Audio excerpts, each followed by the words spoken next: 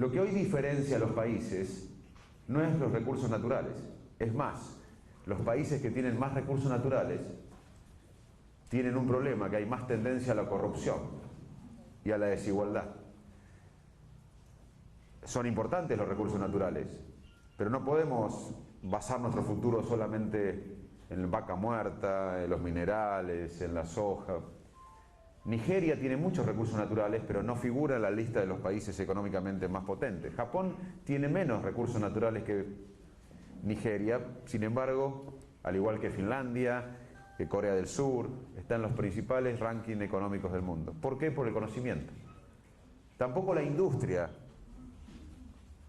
es el principal capital de un país como lo era hace un tiempo. Hace un tiempo los recursos naturales fueron importantes, luego la industria, pero hoy el capital mental, el capital del cerebro, es lo más importante de una sociedad. Por eso el trabajo de los docentes, para mí, debe ser el más prestigioso de una sociedad, que es lo que hizo Finlandia. ¿Qué hizo Finlandia? Era un país pobre, con poca educación, y se pusieron de acuerdo en qué enseñar. ¿Qué vamos a enseñar? Y después pusieron al docente como el oficio o el trabajo de más prestigio en la sociedad de Finlandia. Solamente los mejores en la secundaria pueden aspirar a ser docentes. Solamente la gente que tiene un sentir solidario accede también a ser docente. El docente es el principal personaje de la sociedad. Y yo sinceramente lucho por eso, que la Argentina otra vez ponga al docente como el principal actor de este país. Si no, podemos tener muchos soja, minerales, mar, petróleo, pero si no ponemos al docente como principal personaje de este país, vamos a estar en desventajas con otros países en un mundo globalizado. Hay que pagarles bien a los docentes, además de darles prestigio, pero además los docentes tienen que rendir exámenes, actualizarse y saber que el cerebro humano aprende de tres maneras nada más.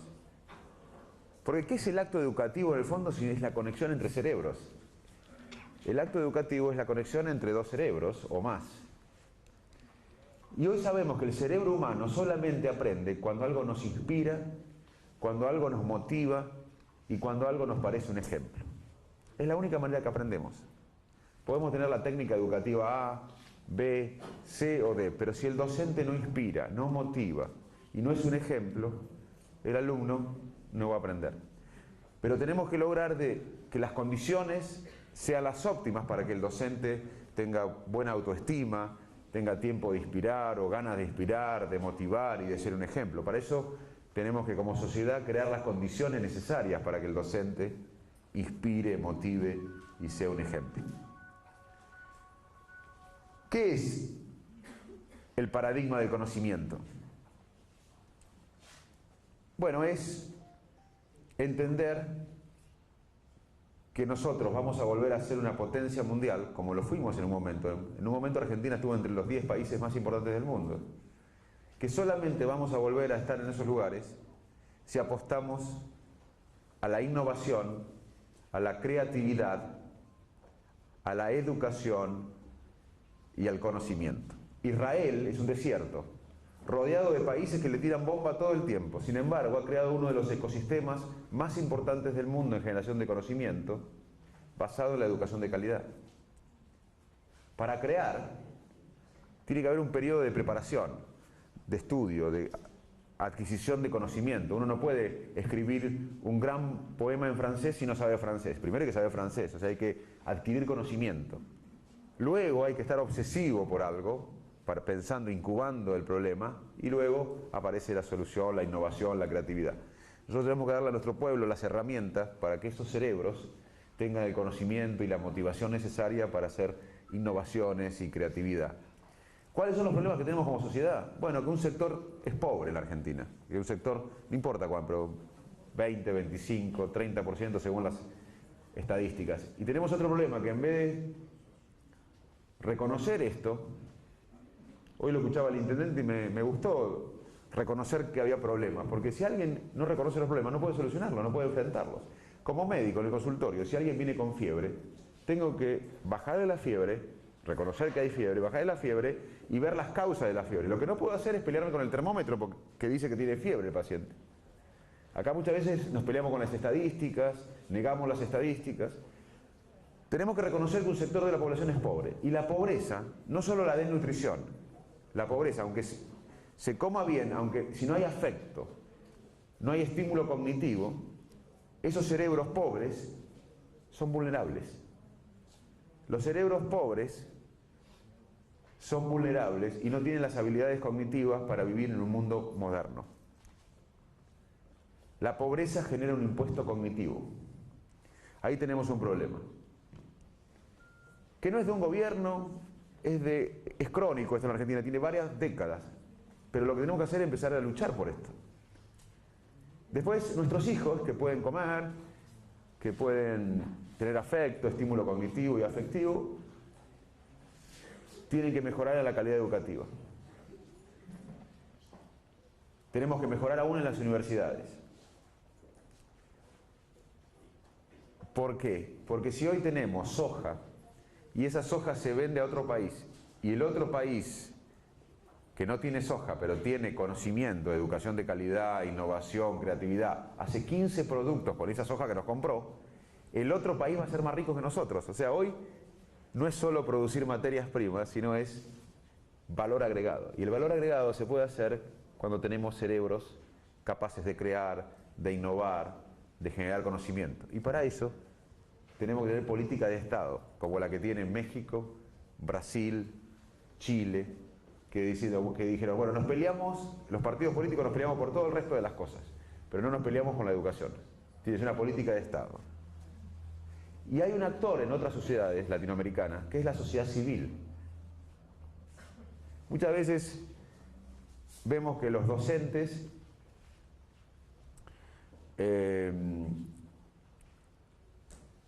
hacen paro, o los gremios hacen paro, y el gobierno negocia. Está bien eso. Pero en la Argentina falta un tercer actor, que es la sociedad civil. En México, en Brasil, no estoy hablando de países europeos, estoy hablando de nuestros vecinos. La sociedad civil tiene un rol importante en discutir, ok, vamos a intentar aumentar los sueldos, pero ¿para qué? ¿Qué vamos a educar? Entonces, yo creo que estamos empezando una nueva etapa en la Argentina donde estos temas tienen que ser centrales y la sociedad civil tiene que involucrarse. Por eso, más allá de mi rol de educador, de rector o de investigador, también hablo de la sociedad civil. Yo estoy preocupado, como muchos argentinos, porque la sociedad civil se comprometa a participar con los gobiernos y con los docentes y con los gremios en la discusión de la educación y del conocimiento. No podemos dejar solamente a los gobiernos y a los gremios. Tenemos que involucrarnos como sociedad civil en discutir la educación de nuestro país. La educación protege al cerebro. Es tan importante la educación, por todo lo que dije, pero además es importante porque protege al cerebro. Los cerebros educados suelen vivir más, suelen tener menos enfermedades. Inclusive la educación protege contra enfermedades como el Alzheimer. Así que espero que esta charla le dé más fuerza aún a ustedes, que son los héroes de la Argentina. Los docentes son los héroes de nuestro país. Los héroes de nuestro país no son los famosos, la farándula, los políticos, los científicos, son ustedes, los docentes. Tenemos que lograr que ustedes y todo el resto de los docentes de la Argentina sea el sector más privilegiado y más reconocido de la sociedad, porque es la única manera que vamos a cambiar este país en el largo plazo. Y no tenemos que mirar a Corea del Sur, a Finlandia, tenemos que ver lo que se hizo acá. En 1869 Argentina tenía un 78% de analfabetismo. 78% de la población en 1869 era analfabeto. Una generación de argentinos, de locos, hizo la escuela pública, laica, gratuita, integradora, con el guardapolvo blanco, donde iba el más rico del pueblo y el más pobre. Y décadas después, en 1947, teníamos menos analfabetos que Italia y España. O sea que no tenemos que mirar al exterior. Se hizo acá. tenemos este mismo desafío, sumado a que el mundo hoy ya no es de las materias primas, de la industria, es del conocimiento. O sea, tenemos el mismo desafío que tuvieron estos héroes que hicieron la educación pública, pero en un contexto donde la educación es clave para la riqueza de un país. El principal arma para combatir la pobreza es la educación. Con crecimiento económico solo, no se combate la pobreza. La educación es el arma para combatir, más efectiva para combatir la pobreza. Así que esta visita acá, cuando me invitaron desde la Intendencia, desde el área de educación, me permite un poco contarles por qué tenemos que luchar todos los argentinos, que estamos divididos en todos los argentinos, en el pasado, en el presente, pero esto nos tiene que unir. El conocimiento, la educación a largo plazo es lo que nos tiene que unir como país. Fuimos grandes entre las naciones porque tuvimos una educación de calidad. Vamos a ser grandes en el futuro otra vez, vamos a ser una nueva potencia del mundo porque vamos a instalar la necesidad de que la educación y el conocimiento sean las políticas de Estado más importantes. Hay 4 cosas que se necesitan para desarrollarse como país. Cuidar los cerebros, no solo en la primera infancia, es un error para mí discutir primera infancia. El cerebro termina de desarrollarse después de los 20 años. Si un gobierno, un Estado se dedica a la primera infancia y después en la adolescencia, ¿qué hacemos? No hacemos nada, tenemos problemas. Hay que cuidar el cerebro con nutrición, con estímulo cognitivo, con estímulo afectivo. Después tenemos que tener educación de calidad, ir por más siempre en la calidad educativa para desarrollarnos. Cuidar los cerebros, educación de calidad, infraestructura e instituciones. Que la infraestructura y las instituciones se consiguen con una población educada. Instituciones fuertes, infraestructura, la creatividad en la infraestructura se consiguen con... O sea que la educación en el fondo y el conocimiento es la madre de toda la batalla porque involucra a las 4 fuerzas para desarrollar un país, que son los cerebros saludables, la educación de calidad, la infraestructura y las instituciones. Así que el agradecido soy yo de estar acá y de poder transmitirle algo que ustedes hacen todos los días, pero transmitirle que el trabajo de ustedes es el más importante para el desarrollo de un país. Muchas gracias. No, gracias a ustedes. Gracias. No, por favor. Bueno, buenas tardes a todos. Muchas gracias, Facundo, por tus palabras.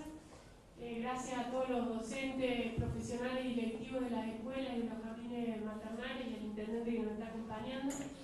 Cuando nosotros lo convocamos a Facundo Manes a generar este espacio, el pedido fue justamente un ámbito más chiquito, donde de alguna manera convergían distintas miradas de los actores que conforman el sistema educativo municipal, para que pudiéramos debatir, para que pudiéramos dialogar, para que pudiéramos cruzar miradas, un poco también como parte de un convencimiento de que lo colectivo es una instancia clave también en la construcción del conocimiento. Así que los invitamos y le pedimos a ustedes que tomen esta posta justamente para que podamos realmente aprovechar esta instancia. Así que queda abierto el micrófono. Gracias. Gracias, Elena. Qué grande, Elena. Bueno, no sean tímidas, a ver quién larga. Vamos, Rubén.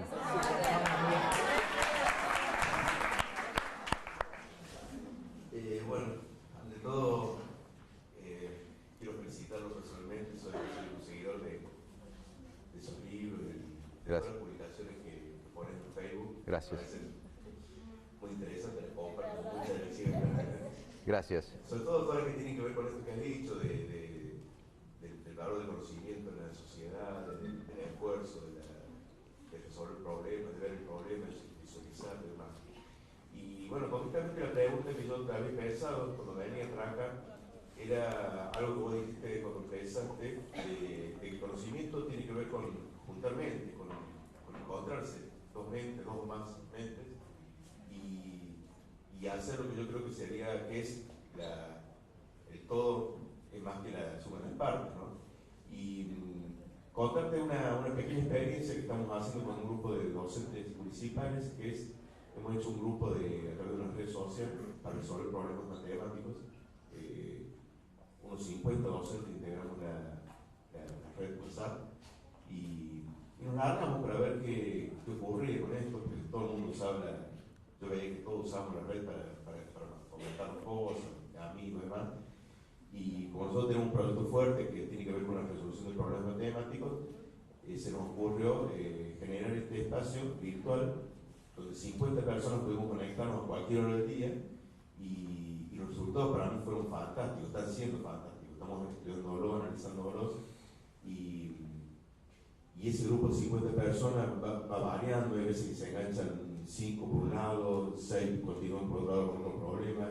Y cómo, lo que me asombra a mí es cómo se va produciendo el conocimiento, cómo se va generando algo que si tuviéramos aislados cada uno solo en su hogar no ocurriría. Gente, bueno, apareció gente de otra provincia, bueno, fue realmente a mí me sorprendió porque fue una experiencia simplemente como para ver qué pasaba, y hoy estamos viendo los horarios de trabajo que son a las 10 de la noche, 11 de la noche, o sea, eso también me diga que el pensar no tiene horario de salir o piensa cualquier hora, y el hecho de estar siempre tener a alguien a mano para preguntarle algo y responder y discutir muchas veces. Entonces, bueno, lo que yo quería preguntarle concretamente, además de contar esta experiencia puntual que estamos haciendo y estamos investigando, si tiene algo al respecto para que yo podamos profundizar y ver si podemos continuar mejorando, porque parece fantástico. Bueno, lo que vos contaste es un ejemplo muy gráfico de la inteligencia colectiva. Hoy, el conocimiento en cualquier actividad no se genera en forma individual. Hoy el conocimiento es colectivo. La inteligencia individual se expande en equipo. Primero, esto es muy importante, la ciencia no puede medir la inteligencia en la complejidad de la inteligencia humana. O sea, la ciencia puede medir un aspecto solo de la inteligencia, que es el coeficiente intelectual, pero el coeficiente intelectual para nada representa toda la inteligencia. El coeficiente intelectual mide algunas cosas, por ejemplo, aspectos aritméticos, matemáticos, pero para nada representa la inteligencia humana. De hecho, hay una inteligencia emocional, hay una inteligencia social que no se puede medir con el coeficiente intelectual y que muchas veces esta inteligencia social y emocional predice liderazgos en grupos, predice conjugar conocimiento, que no predice el coeficiente intelectual. Muchas veces alguien dice, con razón, soy más inteligente que mi jefe, en términos de mi jefe no es tan inteligente. Bueno, por ahí en cálculos matemáticos, en la inteligencia del coeficiente intelectual, no es uno tan inteligente, o es más inteligente que el jefe, pero quizás el jefe maneja más los egos del grupo, conduce al grupo a escenarios futuros, se preocupa empáticamente por los demás. O sea, primer dato, que la inteligencia no es el coeficiente intelectual, la inteligencia humana es mucho más, tiene que ver con la empatía. La teoría de la mente es un aspecto que es sentir que el otro piensa distinto a uno. A los 3 o 4 años los chiquitos empiezan a darse cuenta que el otro puede tener pensamientos diferentes a otro. Eso es social cognition, teoría de la mente, que es que el otro puede pensar diferente a nosotros. Eso se da a los 3 o 4 años. Pero la empatía es otra cosa. La empatía es imaginarse qué está sintiendo el otro e inclusive sentir lo que siente el otro. Ese es un aspecto de la inteligencia también. Eso no se puede medir. La emoción, la teoría de la mente, la empatía. Sin embargo, son aspectos claves para el desarrollo. Y hoy sabemos que si alguien tiene un coeficiente intelectual, si ustedes son 6 allá en la primera fila, cada uno tiene 110 de coeficiente intelectual. La suma del grupo van a ser 660. Pero si ese grupo trabaja bien, la inteligencia colectiva es mucho más que la suma de las partes. Y hay 3 factores que predicen el éxito de un grupo. Uno, que cada integrante del grupo tenga empatía. O sea, la empatía de los integrantes del grupo influye en el éxito del grupo. Cuanto más empatía de imaginar qué siente el otro y de ponerse y sentir qué siente el otro, mejor el grupo. O sea, el grupo se perfecciona cuando los integrantes del grupo tienen empatía alta. El otro aspecto que predice éxito de un grupo es que no haya una voz dominante en el grupo. Está bien que haya un liderazgo, pero el liderazgo tiene que dejar otras voces que se expresen. Un liderazgo autoritario no predice el éxito de un grupo. Tercer factor que predice el éxito de un grupo es la presencia de mujeres en los equipos.